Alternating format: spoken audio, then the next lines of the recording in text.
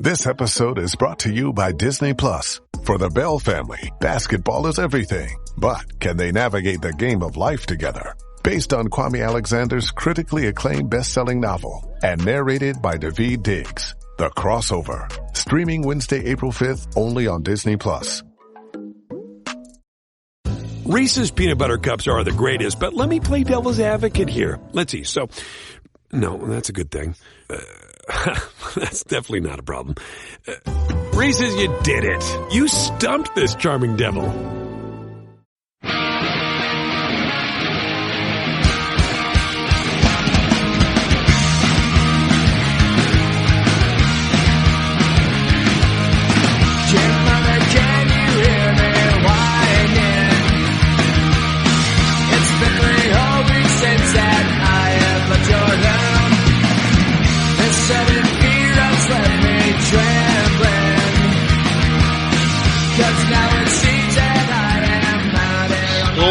Viking fans, get on board the Viking ship with Purple Mafia. It is episode number 14.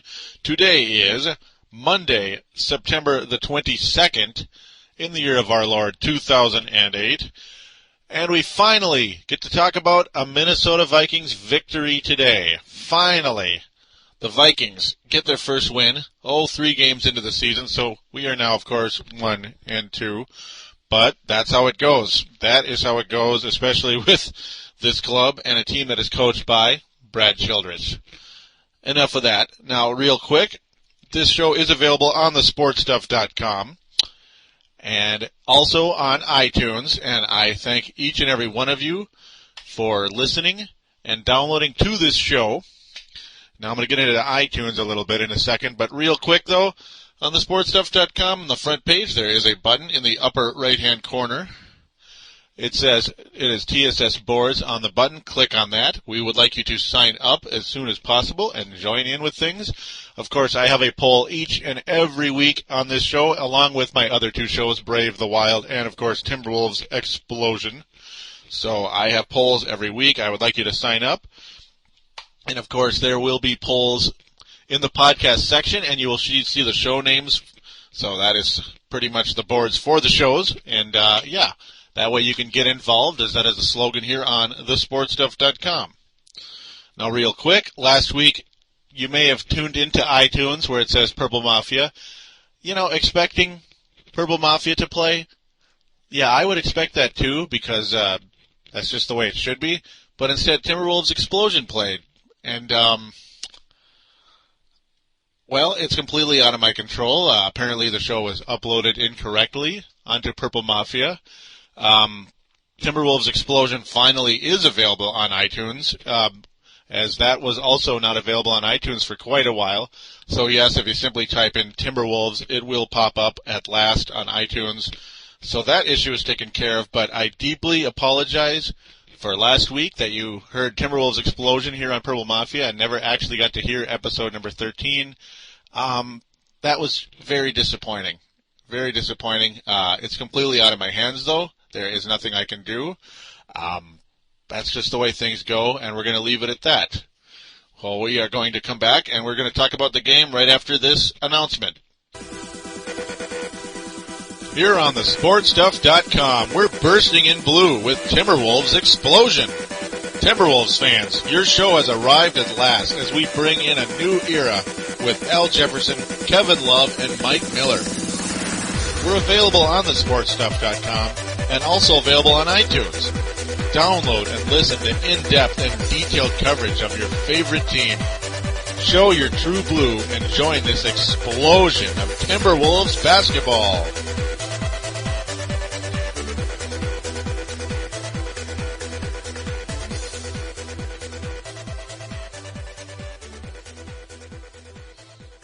And here we are. We are back here on Timberwolves Explosion. I mean, Purple Mafia. Ahem. So another inside joke there. Sorry, but I had to because, yeah. Anyhow, we're going to talk about the game, folks. We're going to talk about a Viking victory. Remember, there is a V in victory and there's a V in Viking. So finally we can put those two together and stop talking about, the L's that the Vikings were getting. especially that awfully disappointing Green Bay Packer game. And the unforgettable, the show you never heard, where I talked about how the Vikings choked away the game against the Indianapolis Colts, and I mean utterly choked it away. That was just ridiculous. Instead, the Carolina Panthers kind of, sort of, I guess you could say, choked it away, as they were up 10-0 in this game. And little did we know, the Vikings were planning in 20 unanswered points. They had that in their game plan, I guess, and they won the game. They won the game 20-10. The Carolina Panthers do not score in the second half, and that's really good stuff. That was very exciting. A major stat to note here real quick is that look at the Carolina Panthers running game. Look at what happened to them. D'Angelo Williams, only 27 yards and 10 rushes. Jonathan Stewart, 15 yards on 7 rushes. That's it. Jake Delhomme fumbled twice, and of course we'll get into that very shortly. I mean, wow. The running game just totally decimated by Carolina, though Jonathan Stewart, of course, did get in for a touchdown, as that was their 9th and 10th point, basically, right there for the Carolina Panthers. And little did we know, that was it. I mean, it looked like the Vikings were going to lose the ball game. I really thought they were. It looked like Carolina was just going to come in and be the same old deal as every time the Vikings play the Carolina Panthers when John Fox is the coach. We're screwed, folks, especially with a guy by the name of Steve Smith. That guy always seems to destroy the Vikings. You know, he is a pretty good football player. It's not like it's luck or anything. That's sure is a fact there that it ain't luck. Jake Delhomme, though, did not throw any interceptions in the game. He was solid, though he was sacked 5 times. Jake Delhomme was sacked 5 times. The Vikings' purple people eater defensive line has awoken. And this is beautiful stuff. 2 sacks by Kevin Williams. Chad Greenway has awoken. He is looking great. He gets a sack in this game. Antoine Winfield, though, he gets his first sack as a Minnesota Viking. He does not get many sacks because he is not blitzed very often. And Jared Allen getting sack number 2. Sack number 2 for Jared Allen. But, before I get ahead of myself here, Gus Frerotte named the starting quarterback by Brad Childress on Wednesday, conveniently a day after episode number 13 was done, so I didn't get to talk about it in that show. Not that you heard it or anything, but just saying, I was shaking my head about that. The biggest change of the year by far. The guy you wanted, the guy everybody wanted starting. I really was pining for this guy to come here and be the backup quarterback back in April, as you probably heard in an episode long ago in a galaxy far, far away. Oh, probably episode number 1 of Purple Mafia, and maybe one of the Paladino Live episodes when I talked Vikings. Fabulous choice to be the backup quarterback. I sure as heck did not see him becoming the starter, and not because Tarvaras Jackson is a great quarterback or even a half-decent quarterback, because he is neither. Tarvaras Jackson is a backup quarterback as much as Gus Frerotte or anybody else, but the reason why I didn't see Gus Frerotte being a starter on this team or competing for the starting job between with Tarvaras Jackson is because this team is so enamored with Tarvaras Jackson, especially Brad Childress. I mean, this was a complete plot twist. Like, say, if this is a book, whatever, what a plot twist. I mean, it's just boom, Gus Frerotte, starter, 2 weeks in. And remember the poll I put up there? I mean, it was kind of halfway sarcastic, saying Gus Frerotte starting by week 3, John David Booty starting by week 3, if Tarvaras Jackson's the quarterback and Favre isn't here, all that good stuff. Well, whoever voted for Gus Frerotte would have been dead right, as it happened. It happened. And Gus Frerotte is a really nice quarterback. I mean, hey, I was totally for it. I was excited. I'm very happy that he is the quarterback at this point in time. Now, he's not the savior. He's not, he's not going to save this team. He is 37. He's not 27 with his, with a decent amount of his career ahead of him still. But he looks very good. For one, he pretty much gets rid of the ball within about a second, after the hike. I mean, it's beautiful. He's got such a great release. His arm is just outstanding. Overall, his completion percentage, 57%, a touchdown and interception, 204 yards on 28 attempts, completing 16 of them, was sacked 3 times. But the thing is, that interception, it wasn't the greatest pass in the world to Bernard Berrien. It was a teeny tiny bit behind him, but it was in Bernard Berrien's hands. It was close enough that Berrien should have caught the ball. I don't think there's a soul that would blame Gus Frerotte for that interception. And it's too bad, because it, of course, shows up as an interception. And, it should, but once again, Viking receivers screw over the quarterback once again, as a lot of people could blame Visanthe Shenko for screwing over Tarvaras Jackson. Of course, in the Chiefs game last year, that was Kelly Holcomb. But, we probably should have won the Kansas City Chiefs game last year. And we probably, we could have won the Colts game last week when Visanthe Shenko dropped a touchdown. And, of course, Visanthe Shenko blew the route on the pass that iced the game in Green Bay, where Visanthe Shenko just stopped when he was supposed to keep going. And, Tarvaras Jackson got the game-icing interception and looked a lot worse than he was. But Visanthe Shenko, well, he actually held on to a touchdown this week. He actually caught 2 balls. He dropped one. The ball got jarred loose, but he could have hung on to that ball. There's nobody that would say he couldn't have hung on to that ball. And the crowd was booing the living crap out of him. And, man, I loved it. I was like, yeah, I love hearing the fans get on Visanthe Shenko because he totally screwed over Tarvaras Jackson. And, that was a 20-yard completion that we didn't get from Shenko there.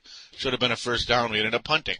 So, the quarterback killer actually did something right in this game, thankfully. Bernard Berrien, though, at least had a somewhat of a breakout game with 3 catches and 79 yards, including a 48-yard catch. Beautiful to see. That is what we've been waiting for from this speedster from the Chicago Bears. Gus Ferrotte's arm, of course, it worked great with Randy Moss. You got to think it's going to work with one of these speedsters on this team as long as they can hold on to the ball. That is the key, of course. Bobby Wade and Gus Frerotte had nice chemistry in the preseason, and it looks like it's going to continue here in the regular season with 3 catches, 35 yards. Not overwhelming, but, hey, he caught the ball. He caught the flipping ball, and, of course, you're getting first downs and most of those type of catches, those 10-yard catches. That's good enough for me. Now, E.J. Henderson, holy cow, folks. This guy is on his way to a Pro Bowl start. I mean, he is going to start in the Pro Bowl if he keeps playing like this. 11 tackles. 11 tackles.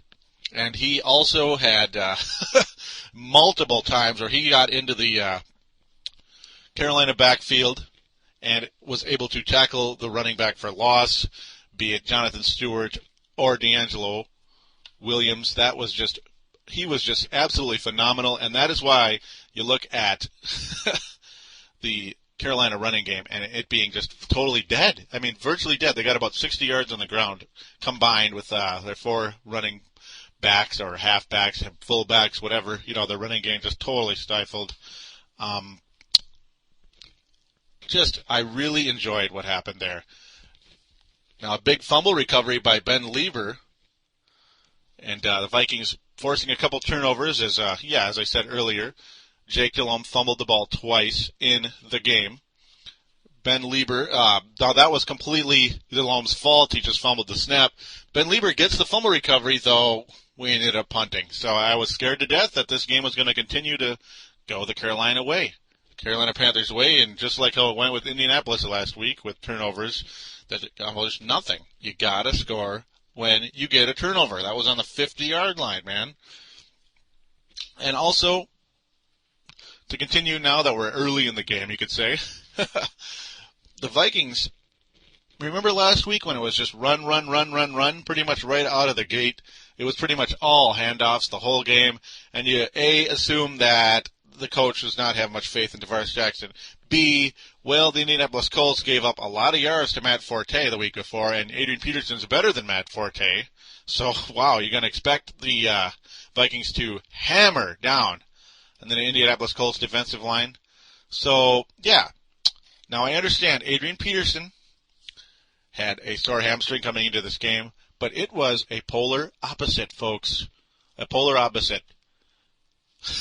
As Gus Frerotte threw on virtually just about every play in the first quarter, as the Vikings only with 10 yards rushing. Unbelievable. Just a complete change. Now, that's got to have something to do with Gus Frerotte, the quarterback, instead of Tarvaras Jackson. And thank God the coach finally put his foot down and stopped counting on a quarterback that he couldn't trust in the game. I mean, you got to win, right? You can't just play that way forever, like scared to death to throw the damn ball. I mean, there were countless times that Frerotte and was going for pretty much 25-yard passes. Oh, it's so nice to see. You never saw that with Tarvaras Jackson, ever. So there's more creativity with his offense now, thank God. Though, thankfully, Adrian Peterson and Chester Taylor did pick it up in the second quarter and beyond. Peterson winding up with 77 yards. Chester Taylor with 44. Both of them over 4 yards a carry. Wonderful to see. Neither one of them breaking loose, though, at all. The longest run of the day, 14 yards by Adrian Peterson and 10 by Taylor. So neither one of them breaking loose, but the consistency. That is how you win football games. And I was impressed with that. As virtually every time they got the ball, it was a 4 or 5 yard gain. I mean, I love that. That's how Terrell Davis did it in Denver. That's how I want the Vikings to do it in Minnesota. I love it very much. Though the big play is fun to watch, and yeah, we'll see some of that. Don't expect it to stay that way forever. This was the Carolina Panthers. Don't forget, a very good defensive team that I was scared to death of coming into this game.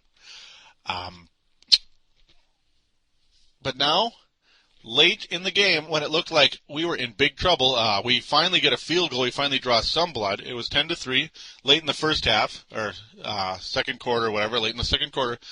Antoine Winfield broke loose on a blitz. So they actually blitzed Antoine Winfield finally. And Jake Delhomme didn't see him. And I was just like, come on, please don't see him, please don't see him.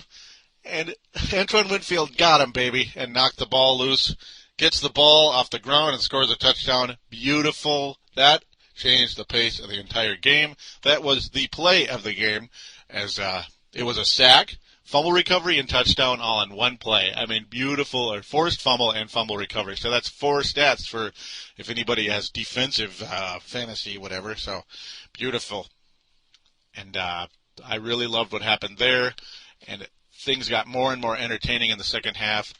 As, of course, as I said earlier, Visanthe Shenko actually hanging on to a touchdown in the third quarter, thank God. And then a field goal, 9:07 into the third quarter. Just another chip shot. That's Ryan Longwell. That was the longest kick of the day for him, only 32 yards out. Boom. And that was wonderful, as that was the game icer pretty much right there. Carolina not showing any real indication that they were going to get back into this thing. The Vikings defense just totally stifling them with sack after sack, defensive play after defensive play. Beautiful. And Purple People Eaters live, finally. Thank God. That is your game review for week number 3. And with that, we are going to get into the NFL Roundup right after this following announcement. Here on thesportstuff.com, we're toughing up on Brave the Wild with Paladino. Join me, Paladino, as we brave the Minnesota Wild Hockey Club on our way to the playoffs. We're available on thesportstuff.com and iTunes. The boogeyman, Derek Bugard, says you'd better listen or he just might drop the gloves. Call up your courage and brave the Wild with your buddy, Paladino Joey.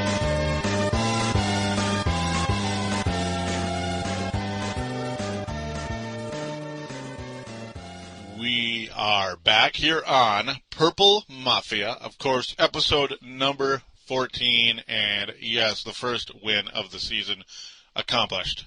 Now that we're through that, at last, we are going to get into the NFL roundup. But first, real quick, the plug you just heard was Brave the Wild by Other podcast. Of course, Timberwolves Explosion also, both on iTunes. Wild fans, do check it out. Training camp is amongst us. Do check out the show. I was going to make a show on Saturday, did not. Probably will be making one midweek and as late as Friday or Saturday.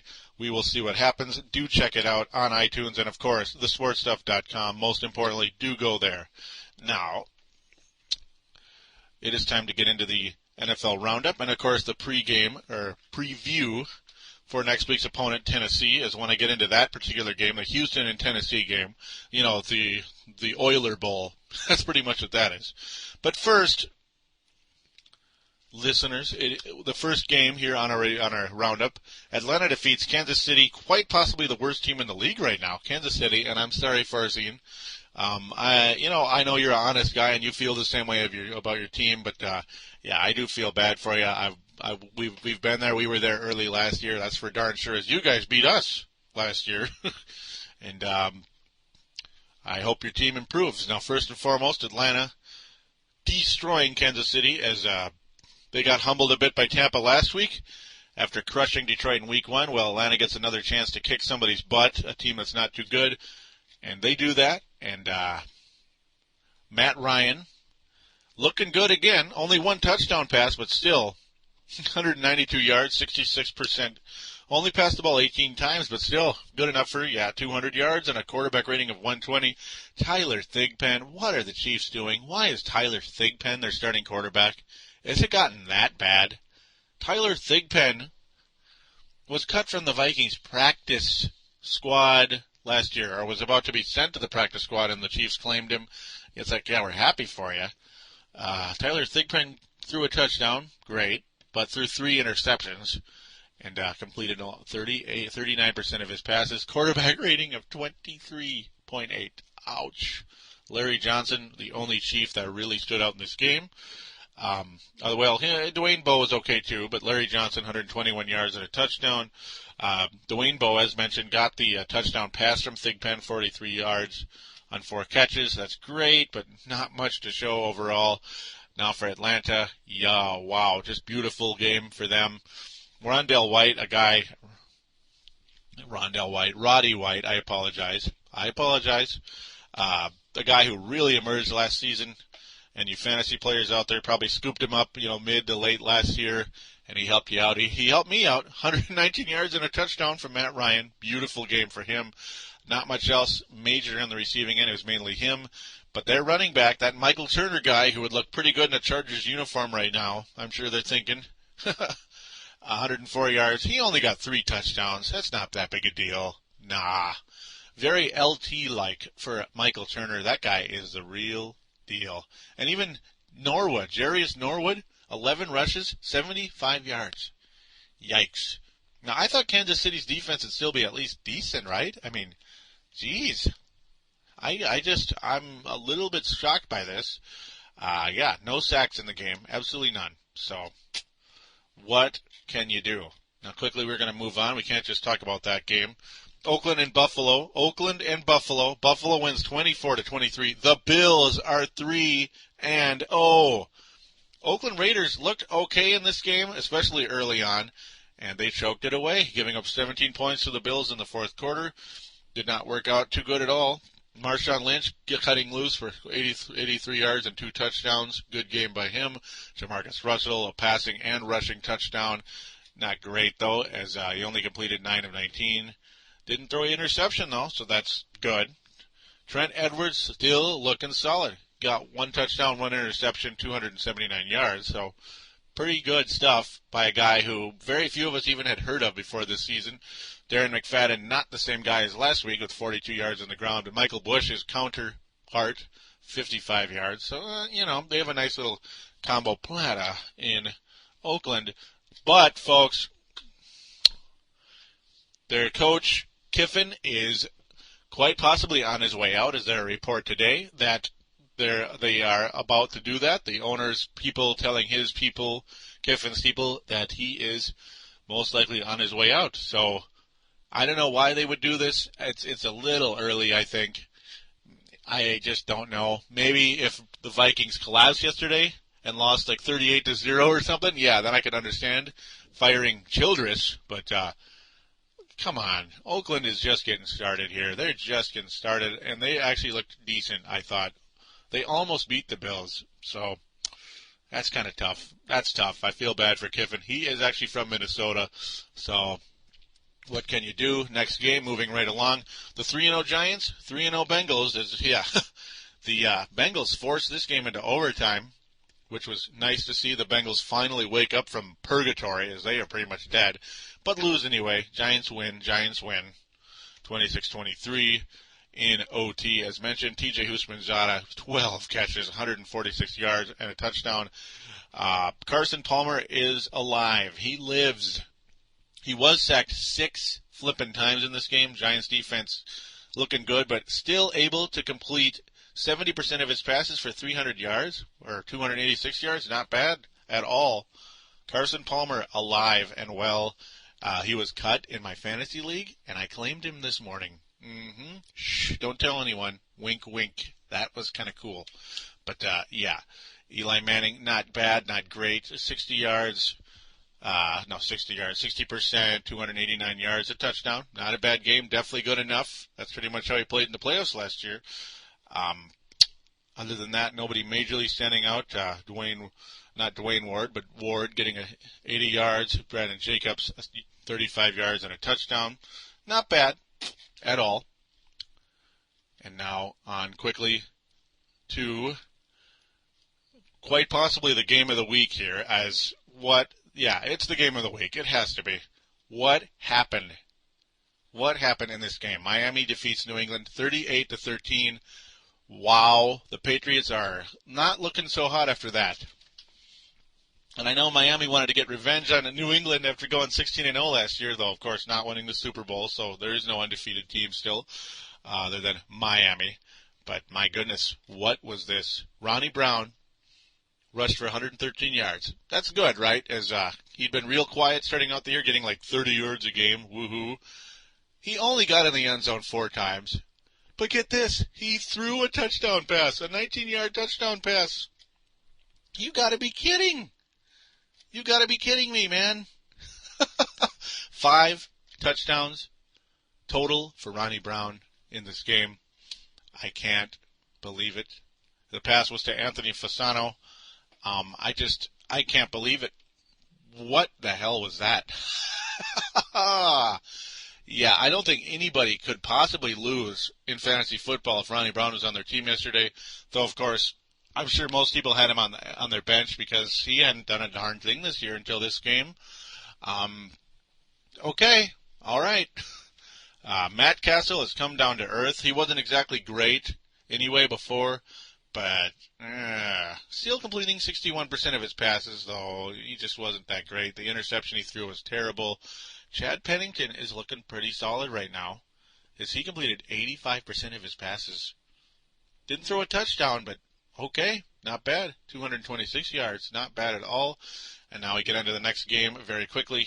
The Oiler Bowl, the Houston Oilers versus the Houston Texans. Tennessee Titans versus the Houston Texans. 31-12. Houston Texans suck. What a terrible game by them. And the Houston, I'm sorry.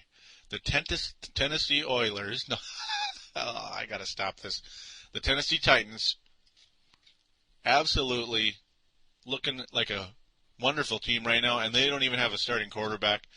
As Terry Collins looking solid, though. Touchdown and interception. Matt Schaub. Matt Schaub, everybody was all excited. This guy's one of those cool backups that's going to get a chance to start now, and he's, this backup that should be starting somewhere. I don't know about that, guys, anymore. I really don't. 3 interceptions in the game. Quarterback rating 27.8. Ick, yuck, and pew. Terrible. Lendell White, 2 touchdowns and 49 yards. Great game for him, fantasy-wise anyway. Other than that, that's pretty much, there's nothing really exciting about this game at all. Nobody really stood out other than Lendell White. Tennessee's defense, though, absolutely stifling as they destroyed Matt Schaub and, of course, got those 3 interceptions. So that's where that stands. And guess what, folks? we have to go against this team next week, the Tennessee Titans. So that's going to be a tough one, and it's going to be in Tennessee. And here's your quick preview. Well, the Vikings are going to have to go against Johnson and White in this game. They're going to have to go against a running back combo, just like Tennessee's going to have to deal with that from Minnesota. But there is some good news here. As Slayton on Houston broke loose for 116 yards, averaging 6.4 a carry. So, of course, that was bloated with that 50-yard run. But still, the fact that Slayton was able to get through Tennessee, I guess we're going to probably have to count on that running game after the Houston Tennessee secondary looks pretty dangerous. Good thing Tarvaras Jackson isn't the quarterback anymore. So Vikings are going to have to probably go back to a teeny bit more conservative style coming into Tennessee anyway, into Nashville next week. As I'm pretty scared going into this game. I sure as heck don't want to go 1-3. If the Vikings could pull out a road game in Tennessee, that would be amazing. It really would, and I would tell you this team is better than they looked early on. But right now, not too optimistic going into this particular game. I probably pretty much can see Tennessee winning this one, 24-10. So let's hope for the best for the Vikings here. One of those interceptions was ran back for 99 yards, by the way, by Finnegan. Unbelievable. Wow. Match job. Yuck on you again. So that's what we are. That's what we're up against next week. Tennessee Titans, 3-0 for the first time in many years. And what a crazy game, Tampa Bay and Chicago. This is another ridiculous stat here. Brian Griese attempted 67 passes in this game. Why is it that Brian Griese throws the ball so much? He was like this in Chicago last year, but of course it's not necessarily his choice, the coach's choice, but still, the main reason for that, though, overall, has to be look at what Chicago's defense did to the Tampa Bay running game. Look at Ernest Graham, 16 yards on 12 rushes, nothing, zip, zilch. Warwick Dunn got through a teeny tiny bit with 31 yards. Man. I'm a little scared going into Chicago later on this year, as their rushing defense looks unbelievable. Brian Griese also threw 3 interceptions in the game, but 2 touchdowns, kind of sort of offset. Kyle Orton, though, killed the Bears, as he was very un-Orton-like in this game. Threw the ball. They had him throw the ball 34 times. I don't know what they're doing with that. The interception he threw, though, early in the game was just terrible. It was an immediate touchdown for Tampa Bay. The interception, of course, was to Adams, 45-yard return touchdown. So terrible pass by Orton. That looked like Rex Grossman right there. Unbelievably bad. And, though the Bears made a pretty fierce comeback later in the game, forcing it into overtime, thankfully for them. But they lost, of course, in overtime on a field goal by Matt Bryant, only 21 yards out. So Tampa Bay pretty much had that one in the bag the way that went. Arizona, Washington. The Washington Redskins are just a tough defensive team still and always, as they frustrated Kurt Warner a little bit. Only 53%, 2 touchdowns and interception, but not a bad game. So fantasy players that have Kurt Warner, that's not too bad. Jason Campbell, very good. This guy looks like he's going to be a wonderful player, completing 73% of his passes, 2 touchdowns. Not bad at all. That's how that game stands. Washington is now 2-1. Arizona is 2-1. So those 2 teams, threats going into the playoff picture. New Orleans and Denver. Now this had to be the game of the week overall. Wow. And what a shame that the New Orleans Saints are only 1-2 with how well they've played so far this year. Jay Cutler, though, right now is playing as good as anybody. 264 yards, 2 touchdowns, interception. Very good game. Drew Brees outplayed him, though, he completed 81% of his passes. He attempted 48 passes in the game. 421 yards. That is, wow, unbelievable. Quarterback rating of 110, but they still lose the game. What a shame. As Denver just pulls it out. Nothing the Saints can do in that one. And now we go to Detroit, San Francisco. a crappy game there. Two crappy teams, San Francisco an unearned 2-1. The Detroit Lions a well-earned 0-3. Yeah, Rudy Johnson finally doing something. 83 yards and a touchdown. 3 receptions also, so for 48 yards. So he looks like he's going to be the starter in Detroit. J.T. O'Sullivan, 189 passing yards, 2 touchdowns. Not bad in the crap bowl. Now, the other crap bowl, Seattle destroys the worst team in the league. Now, these guys are worse than Kansas City, considering the circumstances. 37-13, Seattle wins this one. Just unwatchable. Not really much to say there. Pittsburgh and Philadelphia. Well, if you don't like defense, this one is unwatchable as well. 15-6. Philadelphia defeats Pittsburgh in the Penn Ball, the Pennsylvania Ball. Wow. Philadelphia, their one loss, of course, came against what you could call the best team in the league, the Dallas Cowboys, last week in an amazing game. Philadelphia can get it done with anybody. I really like the Philadelphia Eagles this season. They could very well be going against the Dallas Cowboys in the NFC Championship game if they continue playing the way they are, and they look the part right now. Baltimore waking up against the 0-3 Cleveland Browns. Joe Flacco, 2-0 as a starter. Horrible, though. And Derek Anderson, I can't believe this. And of course, this was the Brown Bowl. You know, the Cleveland Browns, Baltimore Ravens. Yeah, we know who the Baltimore Ravens used to be, the Cleveland Browns, and all that good stuff. So this is the Brown Bowl. The Ravens win again, like they always do. Derek Henderson, though, had a 22.9 quarterback rating, 3 interceptions and a touchdown, 37% passing. Yuck. Fantasy holders of Derek Henderson are probably sick to their stomach right now, even just thinking about it.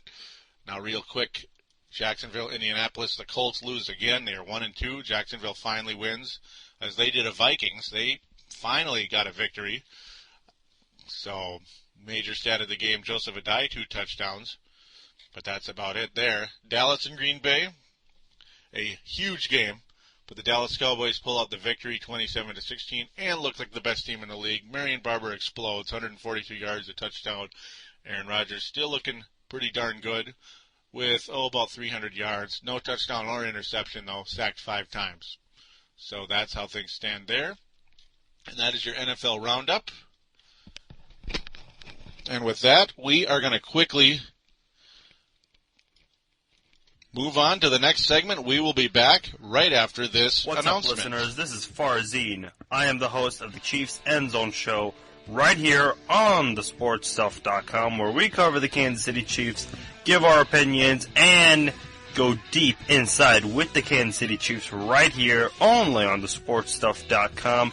We encourage you Chiefs fans, you loud Chiefs fans out there, to get on the show, voice your opinions, get on our boards, and talk with us.